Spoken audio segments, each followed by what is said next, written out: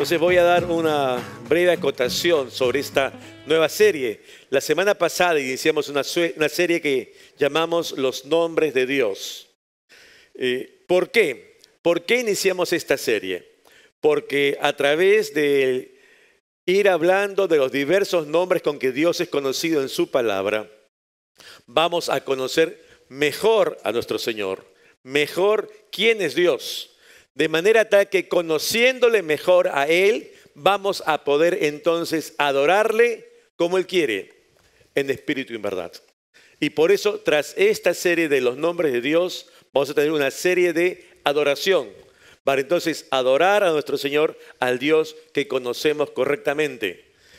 Son 8 temas, 8 nombres, porque no en un solo nombre de Dios no podemos esperar descubrir todo el carácter de Dios. Por eso tiene una diversidad de nombres con que Dios es reconocido. En la Biblia, cuando se habla de un nombre, lo que se va a hacer énfasis es en el carácter o en la cualidad de la persona que se nombra, que se menciona allí. Esa es la implicancia de mencionar un nombre en la palabra de Dios. Estamos mencionando un nombre y estamos hablando del carácter de esa persona, una cualidad de esa persona. Y entonces, cuando hablamos de un nombre de Dios, vamos a estar describiendo a Dios a través de ese nombre particular. La semana pasada hablamos del primer nombre. ¿Cuál fue? Elohim. Hoy vamos a hablar de un segundo nombre. ¿Cuál es? Adonai. Un segundo nombre de Dios. Y el tema de hoy es Adonai. Y vamos a acercarnos a este nombre desde una triple perspectiva. La primera, la Adonai en relación al contexto. El contexto cultural, el contexto bíblico, el contexto social. Y por ello hay que indicar que Adonai se menciona unas 300 veces aproximadamente en el Antiguo Testamento. Procede de una palabra singular que es Adón. Recordarás, la semana pasada hablamos de Elohim y que también indicamos que era una palabra que mencionaba una pluralidad de personas. Adonai igualmente. Cuando se menciona Adonai vinculado al Señor, a Dios, también está en plural. Luego, ¿qué más podemos decir de Adonai? Adonai se puede traducir de la siguiente manera: Señor, gobernador, dueño, amo. Señor, gobernador, dueño, amo. Cuando entendemos que Adonai significa todo ello, ello tiene una implicancia directa en los demás, en nosotros. ¿Cuál es la implicancia? Porque ese nombre tiene un sentido ¿de qué? De dominio, gobierno, propiedad. Es decir, hay alguien, en este caso Adonai, quien es dueño, quien ejerce dominio sobre lo que es suyo, quien ejerce gobierno sobre otro, quien es propietario de algo de alguien. Entonces, frente a esta figura y este nombre de Adonai, nosotros tenemos que comprender que estamos hablando no de igual a igual, sino que alguien que tiene una autoridad por encima de nosotros. Y cuando se habla de Adonai, entonces, estamos hablando de alguien que tiene poder total, diríamos, es una persona plenipotenciaria, poder absoluto de decisión sobre otro, porque es un amo frente a un siervo. Esa figura del amo y siervo, amo y esclavo. Y a través de esa figura, ese paralelo, vamos a desarrollar este tema hoy. Porque cuando se habla de Adonai, lo que espera el Señor es una respuesta de quien es su siervo. Él es Señor y hay un siervo que está allí, que es suyo. Dios esperando una respuesta de Él, de nosotros. De nosotros. Porque probablemente, si no todos, muchos creen en Dios. Si no todos, muchos creen que el Señor salva y están de acuerdo con ello. Pero la pregunta es, ¿creen y están de acuerdo en que Dios debe dirigir tu vida? ¿Debe tener el control de tu vida? Y entonces decimos, no es para tanto. ¿Por qué? Porque en la vida diaria nos va a decir que conceptualmente estoy de acuerdo, creo en Adonai, pero en mis decisiones nos vamos a dar cuenta que no siempre es así. Y por eso, en esta noche, cuando hablamos de Adonai, casi siempre se habla en un sentido de posesión. Él posee, nosotros somos los poseídos por Él, somos de Él, somos suyos. Y de ese lente quiero que veamos Deuteronomio capítulo 10, verso 17, que dice, porque Jehová, vuestro Dios, es Dios de dioses y Señor de señores. Uno podría decir, sí, Jehová de los ejércitos, Él es nuestro Dios. Pero ojo, la otra lectura de este análisis de posesión es que no es que Él sea solamente nuestro Dios, sino que nosotros somos de Él. No solo esa mirada de arriba hacia abajo, sino de abajo hacia arriba. Nosotros somos suyos. Le correspondemos.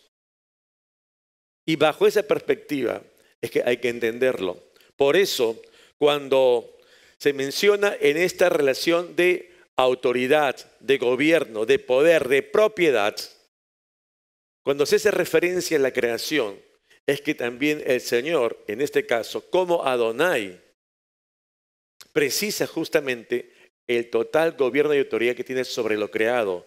Y así, en el Salmo 97, verso 5, dice lo siguiente, los montes se derritieron como cera delante de Jehová, delante del Señor de toda la tierra. Y allí cuando habla delante del Señor, ¿qué está diciendo? Delante quien tiene toda autoridad, ¿sobre qué? Sobre todo lo creado. No es solamente un Dios que es creador, Elohim, sino es un Dios que tiene total autoridad sobre aquello que creó. Y entonces Él puede decidir, puede tomar decisiones sobre lo que creó. Con esta lectura, es una conversación entre Job y el Señor va a hablar con Job y le va a decir justo lo siguiente. Job 41, verso 11, dice, está hablando el Señor. ¿Quién me ha dado a mí primero para que yo restituya? Todo lo que hay debajo del cielo, ¿es de quién? ¿De quién? Es mío. ¿Quién dice? El Señor, ¿te das cuenta? Él dice, por si acaso, no te equivoques, porque todo aquí es mío. Me corresponde. Propiedad. Allí se enfoca la figura de Adonai. Alguien tiene autoridad sobre todo. No es solamente Dios, no es solamente Salvador, no es solo creador. Alguien que tiene poder de decisión sobre algo. ¿Y sobre qué es? Sobre todo. Por eso es Adonai. Gobernador, dueño, amo, propietario. Toma peso, hermano, de la connotación de lo que implica el nombre Adonai. Es mucho más que decirle Dios. Porque ese carácter atrás de ese nombre implica que Él tiene total autoridad sobre todo. Ahora es importante que en el marco cultural y bíblico hay algo que tenemos que comprender. Un alcance sobre lo que es la propiedad. Porque cuando se habla en relación a esta relación amo y esclavo, ¿verdad? Amo y siervo, solamente se podría pensar, estás hablando de una relación de alguien que ejerce dominio sobre otro ser humano. Esclavitud, ¿verdad? Hay un señor y hay un esclavo que es de ese señor. Pero no. Si bien es cierto, hablamos de esta situación, un amo gobernante con autoridad sobre su esclavo, que tiene derechos sobre él, esa es una vertiente.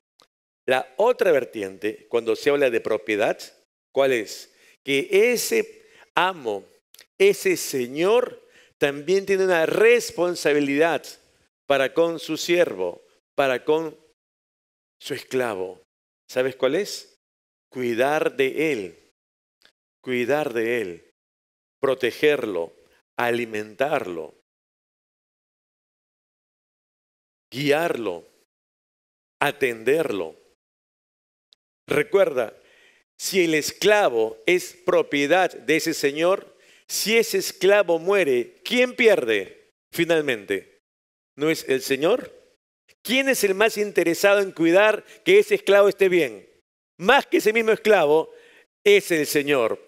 Cuando uno es Adonai, no solamente se sabe con autoridad sobre lo que está debajo de él, sino también se sabe con responsabilidad sobre el mismo. Y entonces, como Adonai, también está velando por el cuidado sobre quien tiene dominio, sobre sus siervos. Y entonces cuida por él.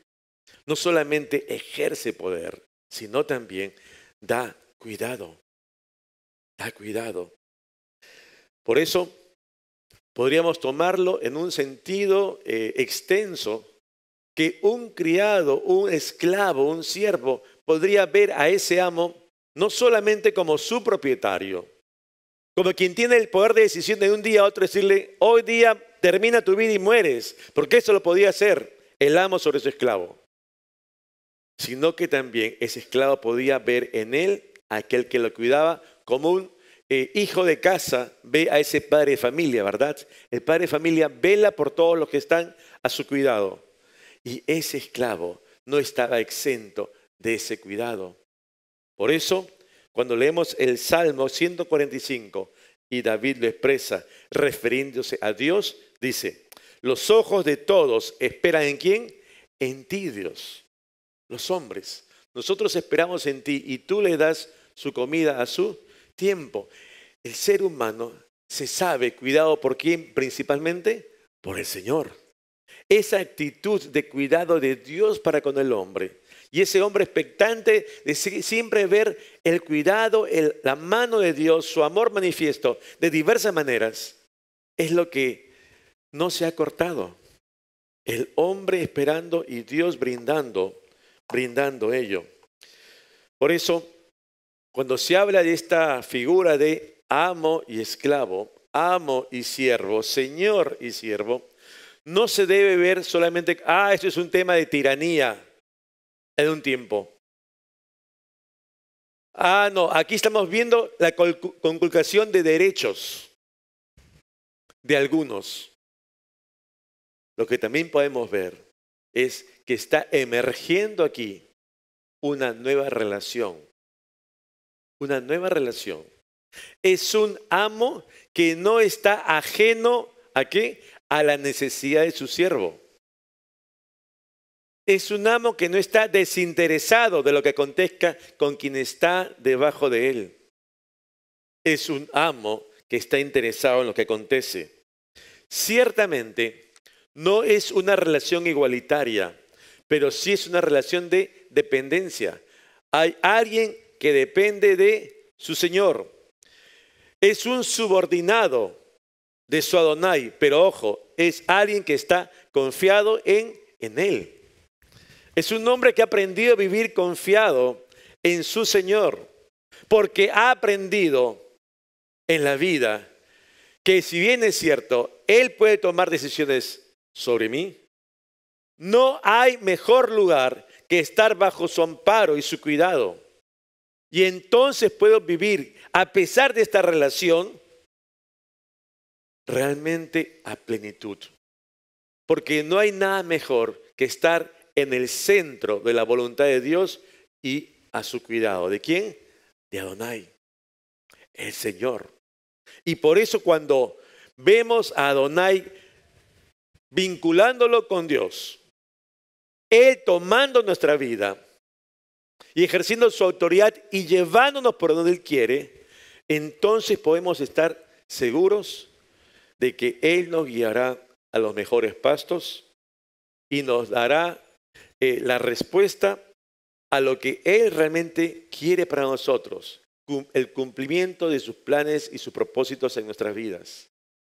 Nosotros realmente siempre anhelamos cosas y no es tan mal anhelar cosas y decirle cómo quisiera esto y ponerle en oración. Pero lo que hemos de aprender es alinear nuestros anhelos a los del Señor. Y una vez que esté ellos, aprender a subordinar los nuestros a los de Él, para que sean los de Él finalmente los que sean en nuestra vida. Y de esa manera entonces yo aprendo a vivir sabiendo que siempre lo que Adonai, mi Adonai, quiere de mí, será lo mejor para nosotros. Por eso hay una segunda perspectiva de entender Adonai. Es el Adonai en relación con los creyentes en general. Porque recuerda, está vinculada a esta relación y se usa mucho la figura de el amo con el siervo.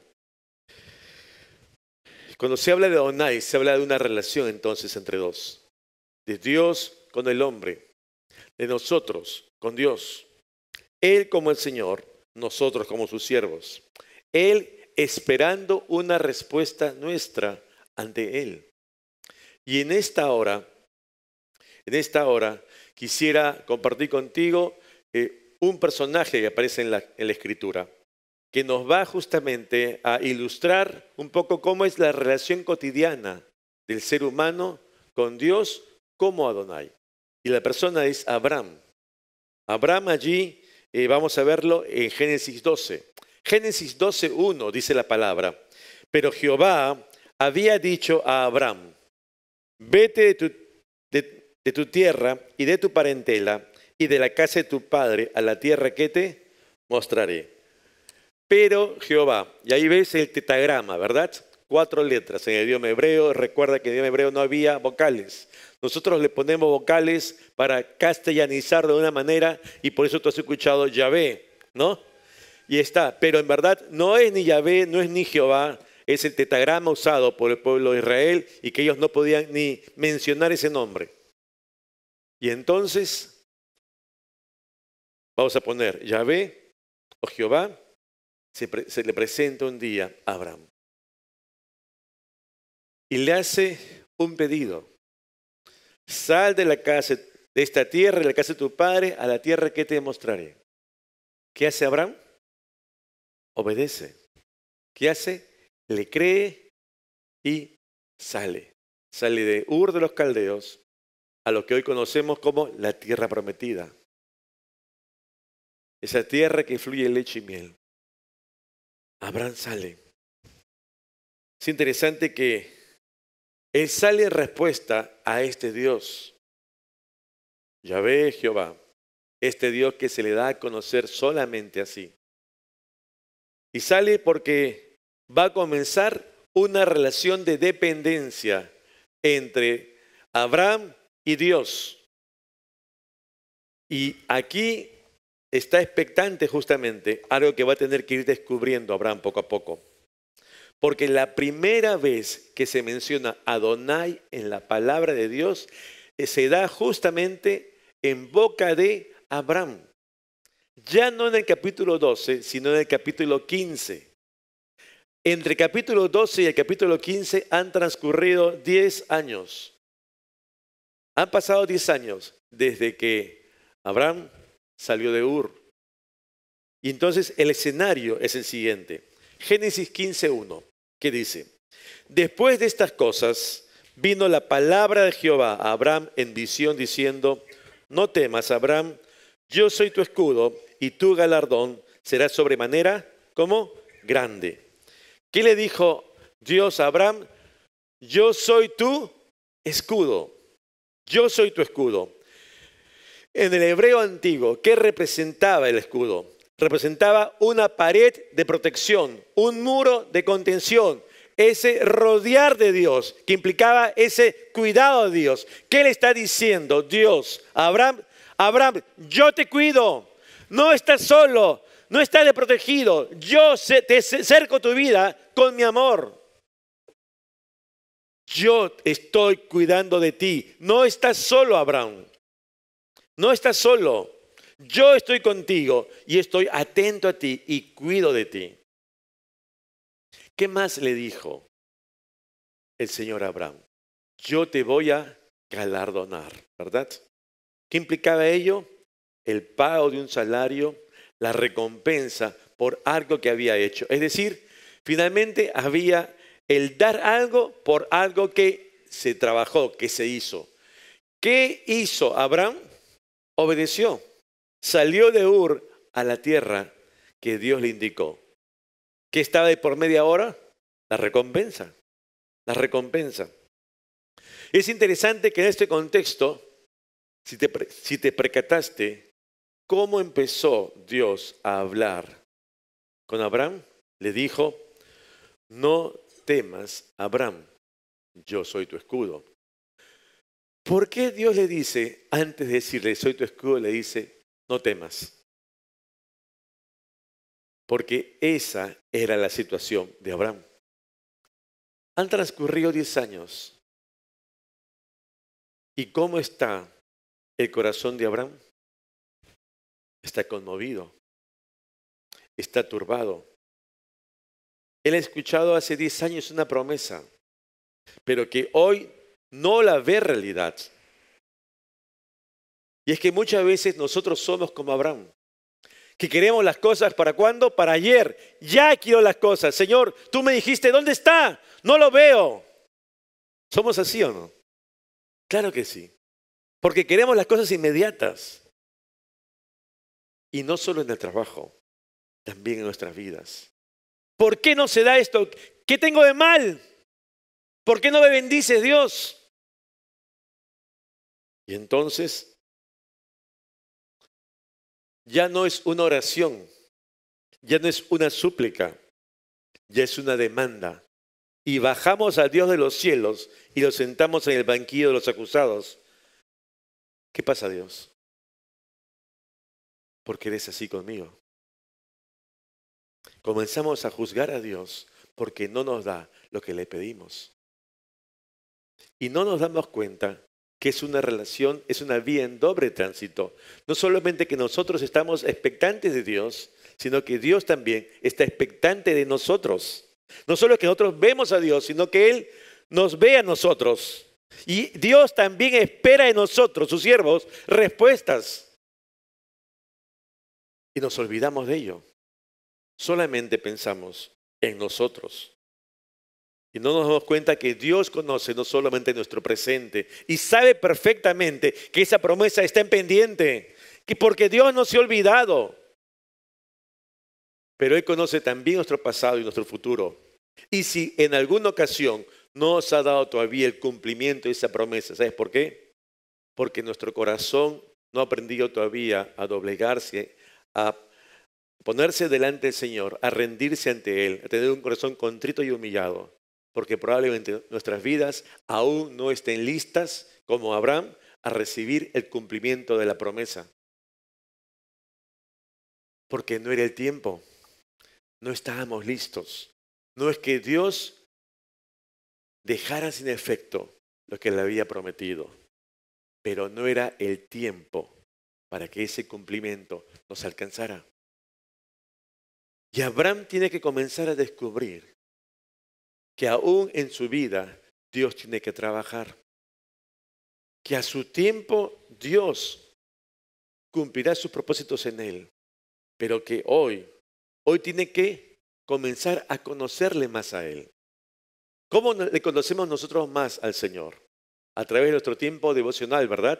Que abrimos la palabra cada mañana y leemos un pasaje y le pedimos, Señor, háblanos hoy, quiero conocerte más, quiero saber qué es lo que tú pides de mí, quiero conocerte de manera en que, qué es lo que te agrada a ti. Pasamos tiempo en oración, cada día acercándonos más al Señor. Porque la única manera de conocer más a alguien es estando con esa persona cada día. Pero si nos restringimos solamente al día domingo, te conoceremos así de pequeño. Dios quería que Abraham le conociera bien. Y es por eso que Abraham en esta situación tiene una respuesta para Dios. Y su respuesta está allí. Génesis 15:2, que dice, y respondió Abraham lo siguiente, Señor Jehová, ¿qué me darás siendo así que ando sin hijo y el mayordomo de mi casa es ese Damaseno, Eliezer? ¿Qué me darás? Siempre esperando recibir, ¿no? ¿Cómo se parece a nosotros? Antes que pensar dar, recibir. ¿Tú nunca habías escuchado ese paralelo cuando se ora? la oración oveja. ¿Tú has escuchado eso? ¿Has escuchado de la oración oveja? ¿No? Cuando oras así, Señor, dame, bendíceme, provéeme. ¿En quién piensas? En ti, ¿verdad? La oración oveja. Solo piensas en ti. ¿En quién está pensando Abraham? En él. ¿Cuándo piensa en los demás? No. Y así somos muchas veces.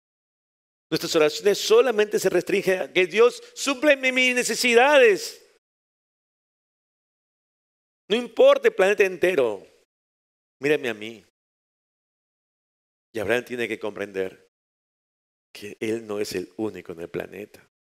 Y que Dios no solo fija sus ojos en él, sino en todos. Abraham tiene que comprender que conociéndole más a él, va a aprender realmente quién es Adonai. Ahora en este versículo aparece algo interesante. ¿Cuál es la respuesta a Adonai? Le dice, Señor Jehová. Otra vez utiliza el tetagrama, ¿verdad? Pero ¿sabes qué? Aquí, en este versículo, cuando habla de Señor, es la primera vez en la Biblia que aparece Adonai. ¿Quién lo dice? Abraham. ¿Qué está haciendo Abraham aquí? Él ahora se sabe que está delante no solamente del Dios de la promesa, no solamente delante del Dios creador, Elohim, sino también ahora del Dios que tiene toda autoridad sobre él, Adonai. Tiene que ir madurando Abraham. Y entonces comienza a ver su relación con su Dios de manera distinta. Ahora comprendo, Dios, que tú tienes, más allá de lo que yo quiera, total autoridad, Adonai, sobre mí. Tú eres mi Dios, plenipotenciario sobre mí. Yo soy tu siervo. Y eso tuvo que descubrir Abraham. Y eso tenemos que descubrir también nosotros en nuestra vida diaria. Porque no solamente implicaba una relación de autoridad, sino también de cuidado. De cuidado. ¿Cuál había sido la promesa que Dios le había dado a Abraham? Génesis 12, 2 y 3. ¿Qué dice? Y haré de ti una nación grande y te bendeciré y engrandeceré tu nombre y serás bendición y serán benditas en ti todas las familias de la tierra. Han transcurrido 10 años. Pareciera que va por su camino Abraham y tiene allí ese bolso de su promesa. Pero un día se da cuenta y dice, Señor, ¿qué es tu promesa? Tú me dijiste que iba a ser de bendición para todas las familias de la tierra y yo no tengo ni un hijo. ¿De qué familia me hablas, Señor? No tengo familia. Y pareciera que Dios se olvidó de Abraham. Y Abraham comienza a preguntarse, Señor, ¿realmente un día cumplirás aquella promesa? ¿Un día será realidad que tú me vas a galardonar?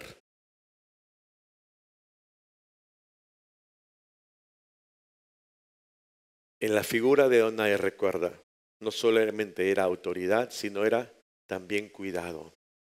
Y es interesante que Abraham, a esta altura de su vida, era un hombre millonario, diríamos hoy. Propiedades físicas, ¿verdad? Propiedades animales por doquier, que también era considerado dinero, capital, y tenía también infinidad de criados. La cabeza de todos sus criados, Eliezer el Damaseno. Es decir, Abraham tenía bajo sus pies a esclavos, criados, siervos. Eliezer, el número 1. Es decir, para esos criados, Abraham, ¿quién era? Su Adonai, porque era su Señor. Ellos dependían ¿de quién? De Abraham. Y Abraham comprendía perfectamente este concepto de propiedad, amo y siervo, que él podía ejercer dominio sobre ellos, pero que también tenía que cuidarlos. Sabía perfectamente que Adonai implicaba ambas cosas. Pero ojo, acá hay algo interesante, que si bien es cierto, Abraham tenía siervos a sus pies y él era Adonai para ellos. Abraham en sí mismo, él era esclavo, era siervo y él tenía a Adonai sobre él. El Señor, Dios Todopoderoso, era su Adonai y él era su siervo. Y entonces él podría preguntarse, Señor, yo sé cómo funciona esto. Yo sé qué implica ser Adonai. Yo lo cumplo, yo lo ejerzo, yo cuido de ellos. Y entonces, ¿qué de ti, Dios? ¿Dónde está tu cuidado para mí? Y tal vez tú en alguna ocasión también te hayas sentido olvidado por Dios. Y crees en Dios. Pero en un momento has dicho, sí Señor, yo siempre vengo, pero no percibo tu cuidado en mi vida. ¿Te ha pasado alguna vez?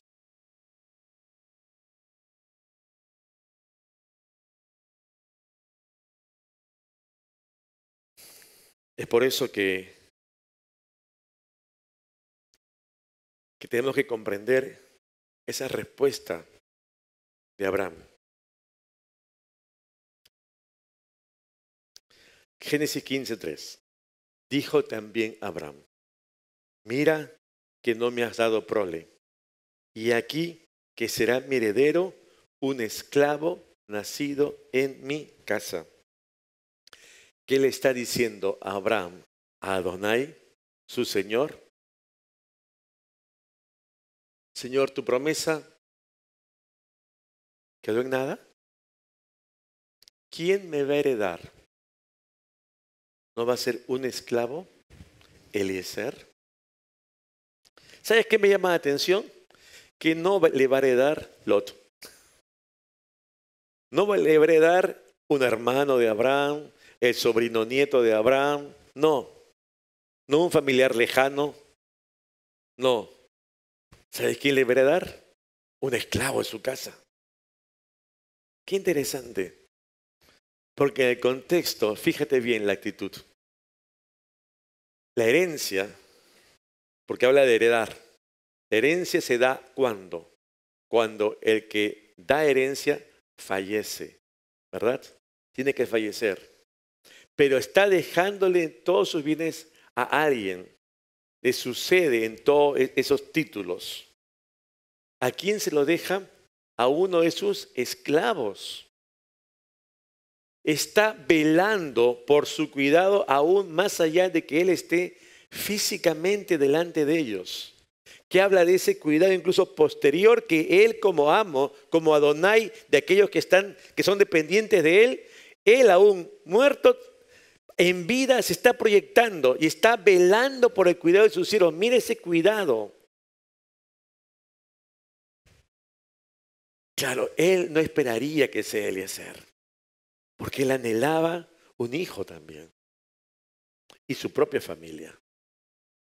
Pero no deja de ser ese cuidado y esta figura del amo con el siervo que iba más allá de que él estuviera delante de ellos. ¿Te imaginas? Esa connotación de preocupación del amo por su Señor.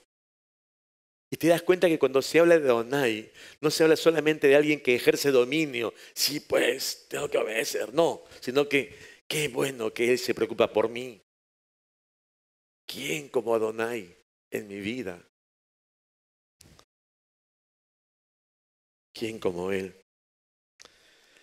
El punto es que Dios siempre va a cumplir sus propósitos en nosotros. Pero Él espera que tengamos un corazón listo para cuando esa promesa se cumpla. No antes. Muchas veces nosotros queremos alcanzar esas metas en nuestras fuerzas, guiadas por nuestro voluntarismo. Y no es así. Tenemos que aprender a esperar en el Señor. Es interesante que esa actitud de aprender a reconocer a Dios como el Adonai en nuestras vidas nos va a llevar a tener la misma actitud que un día tuvo el rey David delante del Señor. Según de Samuel capítulo 7 dice lo siguiente.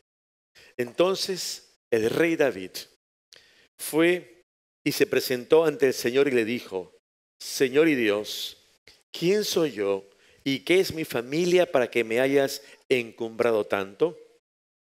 ¿Y hasta te parece poco lo que me has dado, Señor y Dios, que me haces mayores promesas para mis descendientes?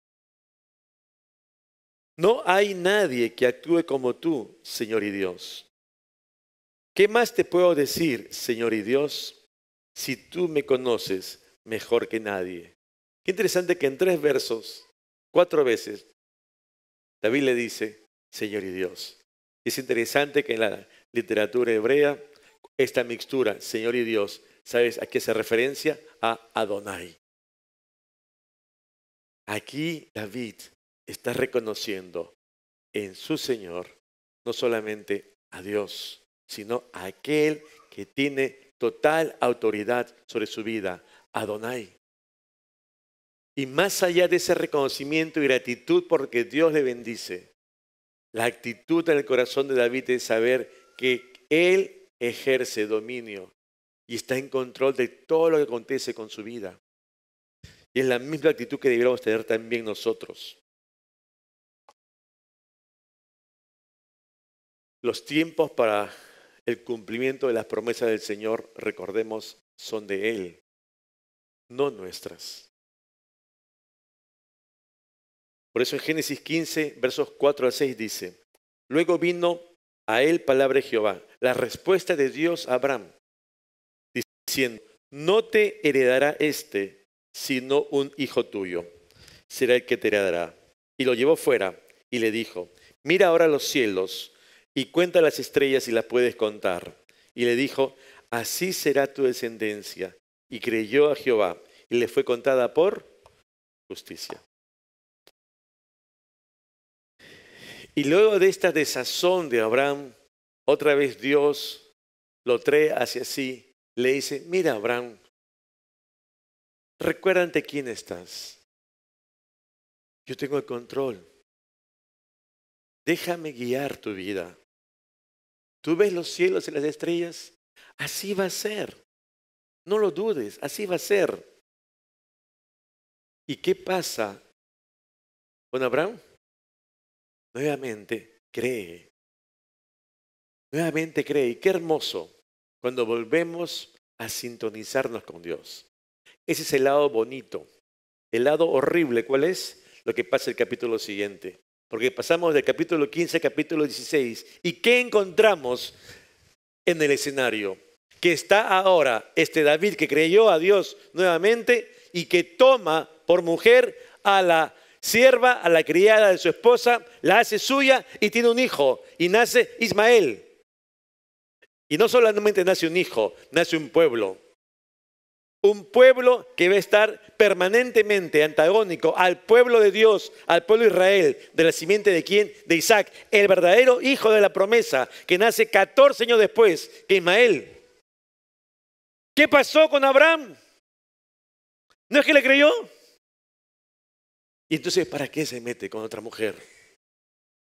Sí, finalmente tuvo un hijo, pero no era el plan de Dios que tuviera solamente un hijo, sino un hijo de su mujer, el hijo de la promesa, no otro de otra. Porque muchas veces nosotros tomamos el control y nos olvidamos que Él es Adonai. Porque quiero un hijo, porque quiero X, Y, Z en mi vida. Y entonces otra vez me desenfoco, otra vez tomo la iniciativa, soy proactivo, qué lindo. Pero no es malo ser proactivo, no es malo. Es más, saludamos que seamos proactivos. El problema es cuando somos proactivos, pero lejos de Dios. Y entonces nosotros tomamos las riendas. Entonces nos convertimos en nuestro propio Adonai. Y a Él solo dejo como mi creador Elohim. Dios, gracias porque me das la salvación. ¿Te das cuenta? Esta disociación como creyente, que no es posible. Y Dios lo que quiere recordarnos es que Él no solamente es Adonai, sino que quiere ser un Adonai real en nuestras vidas. Dios no está lejano a nuestras inquietudes. Debemos confiar en que Él cumplirá, aunque nosotros hoy no lo veamos. Ese es el llamado de Dios. Esa es la enseñanza que nos deja Abraham cuando tomamos decisiones apresuradas y nos equivocamos. Y no solamente tenemos que vivir con las decisiones, sino muchas veces vivir con las consecuencias de esas decisiones equivocadas. Y entonces nosotros mismos nos vamos desalineando de lo que era ese propósito inicial. Dios se equivocó, no nosotros. Nosotros nos equivocamos y tenemos que vivir después con esas consecuencias. Pero después decimos, Dios, ¿qué pasó? Dios, ¿qué pasó? ¿Qué? Tú te fuiste. Yo siempre estuve aquí. Nosotros tomamos las decisiones equivocadas. Abraham puso en práctica ese dicho, ¿no? La espera desespera. Y entonces se fue por su lado. Y tal vez a veces también actuamos nosotros. ¿Por qué tengo que esperar tanto? ¿Ha sido así alguna vez? ¿Has tomado decisiones en ese tiempo de espera que te desesperó? ¿Te has parecido a Abraham? ¿Sabes qué, hermano? Cuando nos parecemos a Abraham aquí, solamente tenemos que decir qué humanos que somos. Ni mejores ni peores que otros. Tenemos que reconocer que no somos perfectos. Somos como todos los demás, con falencias, con debilidades, con limitaciones. Como se habla de Elías, con pasiones. Y a veces que decimos, Señor, déjame tener el control a mí, y tomamos el control. Y nos equivocamos. Pero hay que reconocer, pues, nos equivocamos. Nos equivocamos.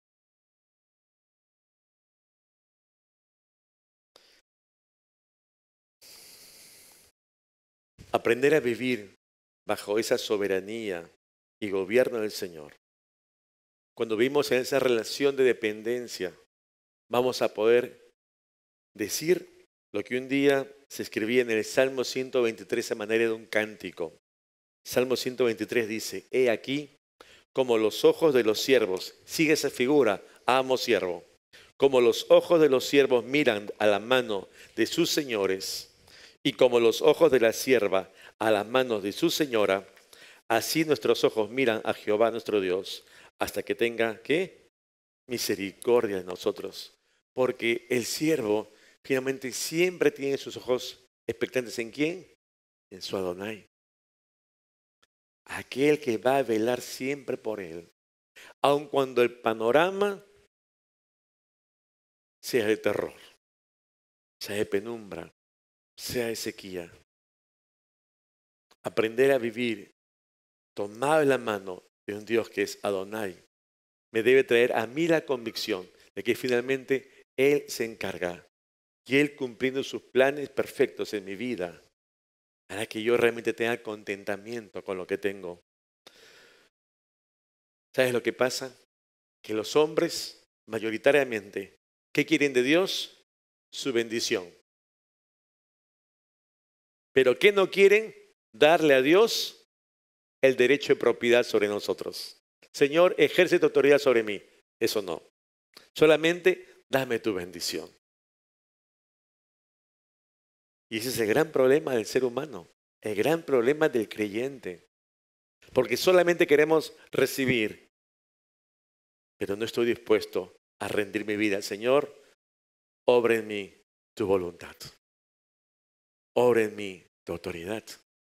Y ese es el Adonai que quiere que nosotros recordemos. No solamente uno que nos cuida, sino uno que tiene autoridad también. Doble vía. Un autor, voy avanzando. Una tercera relación. La tercera relación es la de Adonai en relación a mí. Adonai en relación a mí. Último punto. Al acercarnos a Dios, vamos a encontrar que muchas veces, y en la Escritura lo encontramos, los hombres y los pueblos que aprendieron a vivir así, aprendieron a rendir su vida a los pies de su Señor. En un sentido, abdicar de sus derechos para decir, Señor, cumple tú tus planes en mí antes que yo los míos. Que aprendimos a decir, Señor, esto es lo que yo anhelo, estos son mis proyectos, pero los subordino a tus proyectos para mi vida. No es que esté mal que anhelemos algo, pero por encima de lo que nosotros tenemos en nuestro corazón y anhelamos, decirle, estos son mis planes, Señor, pero ¿cuáles son los tuyos? Y entonces subordino mis proyectos a lo que Dios tiene para nosotros, porque ¿quién mejor que Dios que conoce nuestras vidas y sabe Él lo que es mejor, por encima de lo que yo limitadamente puedo llegar a percibir y a conocer? Dios que te ama con amor eterno, sabe lo que es mejor para cada uno de manera individualizada. Y por eso Él quiere cumplir tus propósitos en tu vida. Y nosotros debemos estar atentos a ello, pero por ello tenemos que aprender a renunciar a nuestras propias apetencias y decirle, Señor, antes de lo que yo quiero para mí, quiero someterme a tu señorío para que se haga en mí lo que tú quieres. Lo que tú quieres. Hay una sumisión voluntaria a tu autoridad. Y eso tengo que aprender para vivir en una correcta relación con quien es mi Adonai, mi Señor. Tony Evans, un autor de libros cristianos, en uno de sus libros, El poder de los nombres de Dios, dice lo siguiente, permíteme leerlo. Dice, uno de nuestros problemas en el cuerpo de Cristo es que tenemos a demasiados cristianos que quieren que Dios nos lleve al cielo, pero no que Dios sea su dueño en este mundo. Cristianos que quieren solo que Dios los lleve al cielo, pero no quieren que Dios sea su dueño aquí en la tierra. Quieren solo un Dios salvador, pero no un Dios que sea su Adonai. Y esta dicotomía de vida espiritual es imposible. El creyente verdadero tiene que aprender a reconocer que Jehová de los ejércitos, el Dios de los cielos y la tierra, no solamente es su Salvador, sino también su Señor. Señor y Salvador, no solo Salvador. ¿Por qué? En el Antiguo Testamento la palabra utilizada era Adonai. En el Nuevo Testamento, haciendo esa traducción en la Septuaginta al griego, la palabra es Kyrios o Kurios. ¿Cómo se traduce? Señor. Y tiene la misma tingencia que el nombre Adonai. Allí dice, es tu Señor, es aquel que tiene autoridad total sobre tu vida.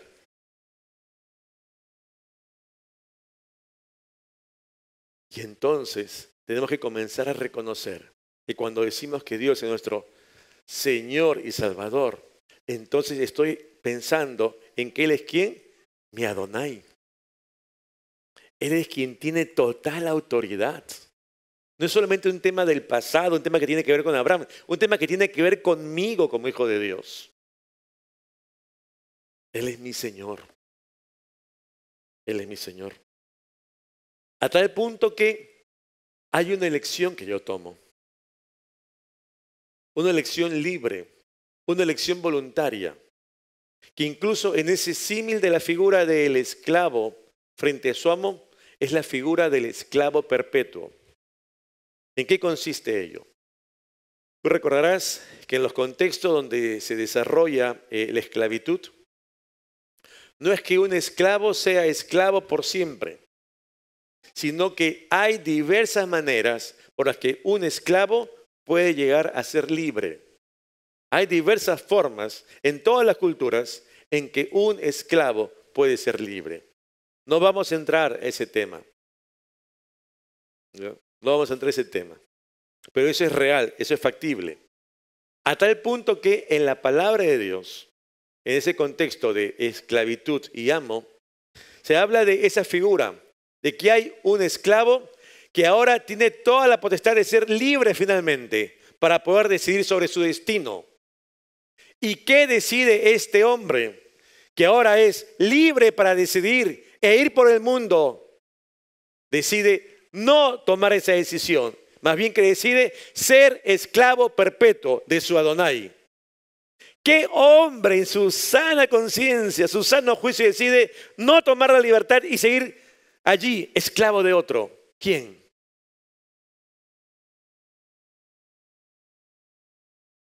Fíjate lo que dice Éxodo 21:6. Entonces su amo lo llevará ante los jueces y le hará estar junto a la puerta o al poste. Y su amo le horadará, le hará una perforación en la oreja con lesna y será su siervo para siempre.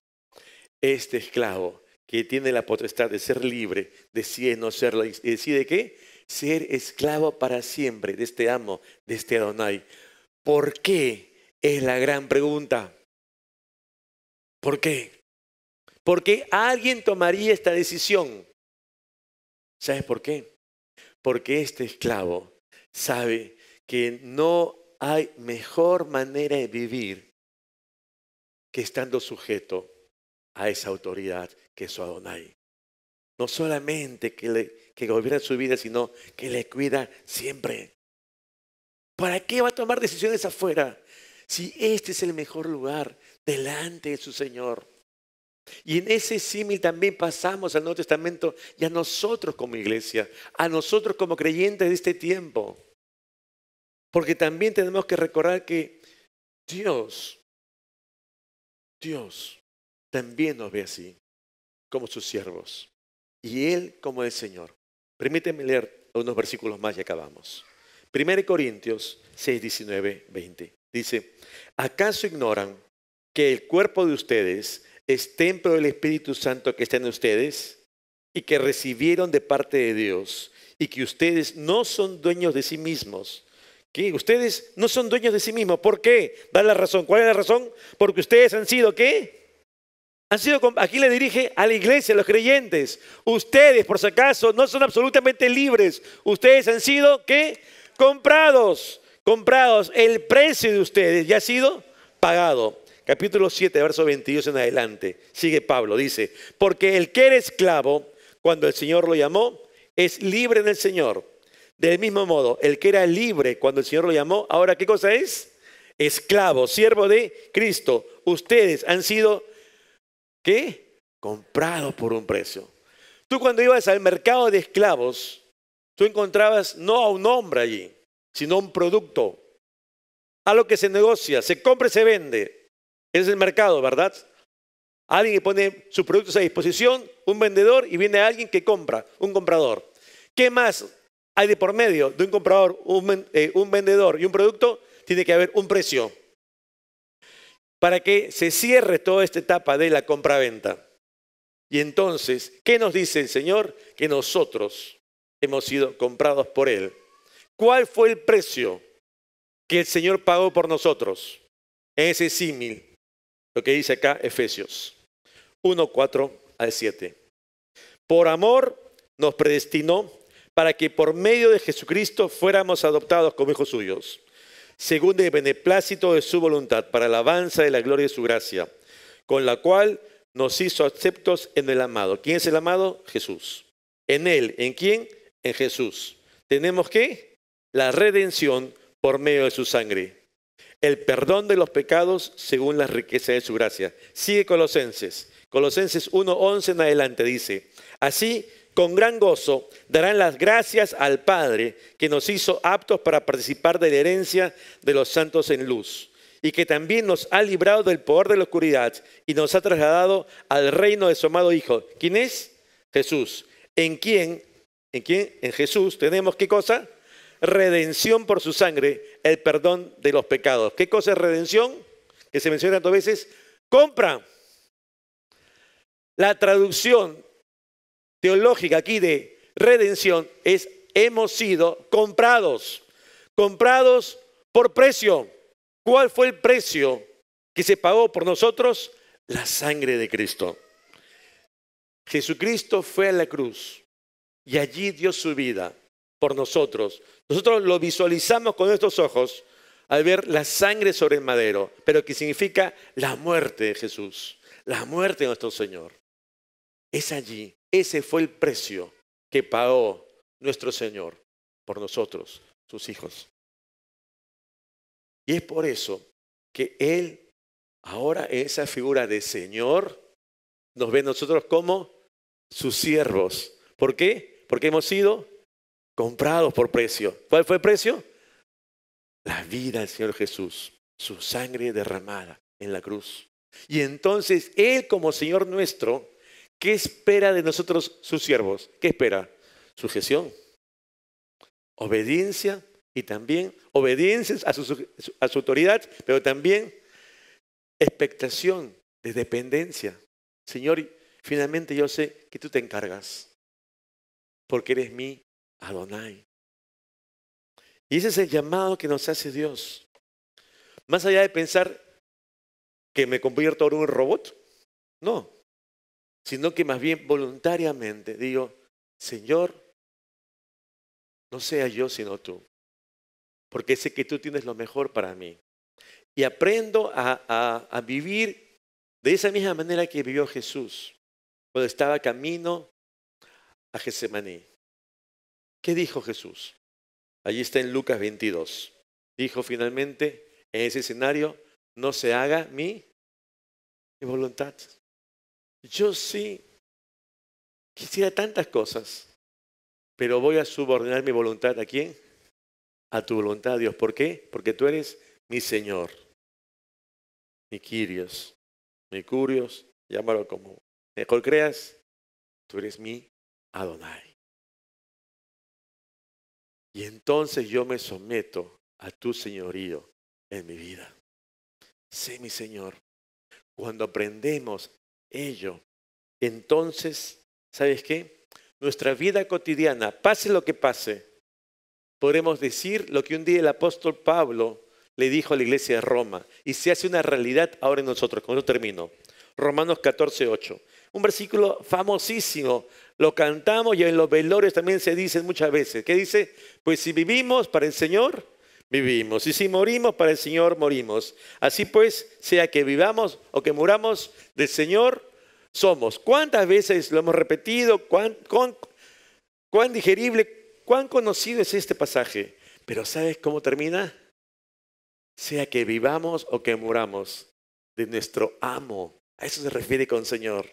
Esa connotación de propiedad, esa connotación de Adonai, esa connotación de mi Señor, quien tiene toda autoridad. No solamente es Dios que ejerce su plena voluntad y autoridad en mi vida como su hijo, porque Él me compró por precio. Y eso es lo que tenemos que comprender hoy, cuando nos acercamos a un Dios que tiene como nombre Adonai, el Señor. ¿Te das cuenta, hermano? Cuando vivimos así, entonces podemos andar en nuestra vida diaria, no con pesar, sino con contentamiento. Y terminar nuestras vidas con estas palabras de David en el Salmo. Salmo 16 dice, oh alma mía, dijiste a Jehová.